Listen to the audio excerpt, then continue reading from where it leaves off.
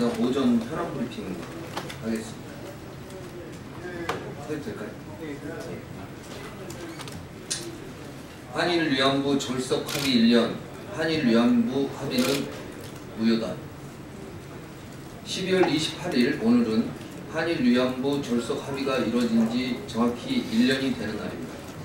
오늘도 일본 대사관 앞 소녀상에서는 제 1263차 수요 집회가 열립니다. 매주 수요일마다 위안부 할머니들과 시민들이 함께 피해자 동의 없는 한일 위안부 합의를 비탄하며 원천 무효를 요구하고 있습니다. 올해 들어 위안부 피해자 할머니 7분이 세상을 떠나셨고 39분만이 생존해 계십니다. 그 1년 동안 박근혜 정부는 화해 치유재단 설립에 이어 배상금적 치유금이라는 불분명한 성격의 현금 지급을 강행하려고만 하고 있습니다. 정부가 나서 10억 엔의 위안부 할머니의 명예와 존엄 그리고 역사를 바꾸려고 하고 있는 것입니다. 진정한 사과, 법적 책임을 부정하는 일본 정부와의 불가역적 최종적 해결은 결코 있을 수 없는 일입니다. 최순실 박근혜에 의한 국정농단이 밝혀진 지금 졸속으로 추진된 합의는 국민 어느 누구도 동의할 수 없습니다. 일본군 위안부 문제는 우리에게 짓밟힌 결코 개인과 가족의 탓으로 돌려 감춰야 할 문제가 아닙니다.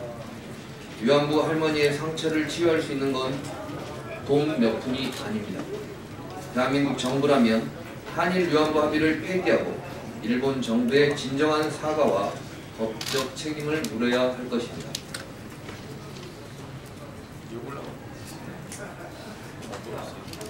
문영표 긴급체포, 삼성국민연금 청와대 정경유착 혐의를 풀어갈 큰 진전이다. 박영수 특검이 오늘 문영표 전 보건복지부 장관을 긴급체포했습니다.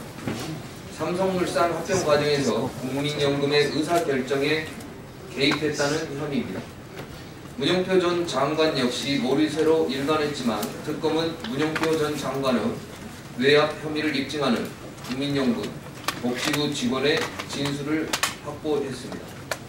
최순실 정유라에 대한 삼성의 전폭적인 특혜, 뇌물 제공 배경에는 이재용 부회장의 그룹 승계와 관련된 국민연금에 납득할 수 없는 찬성에 있다는 것이 중론입니다.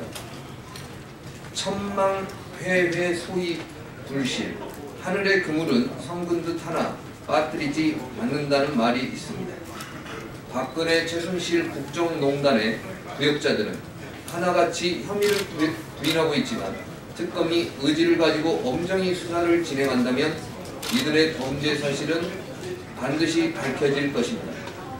국민의당은 법 질서와 시장 질서를 훼손한 삼성 그리고 국민연금, 청와대 정경유착 뒷뜰의 진상을 특검이 낱낱이 파헤쳐 줄 것을 기대합니다.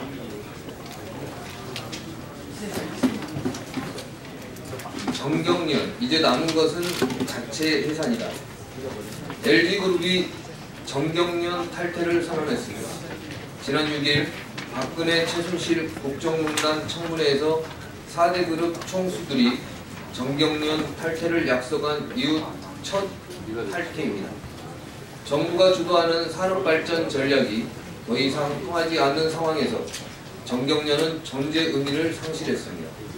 정경련이 그동안 내세웠던 정부와 재계의 가교 역할을 긍정적인 역할은커녕 정경유착의 산실로만 기능했기 때문입니다.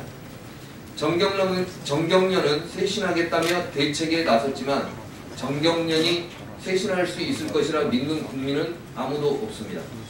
정경유착의 핵심 고리로 전락한 정경련은 즉각 해체되어야 합니다.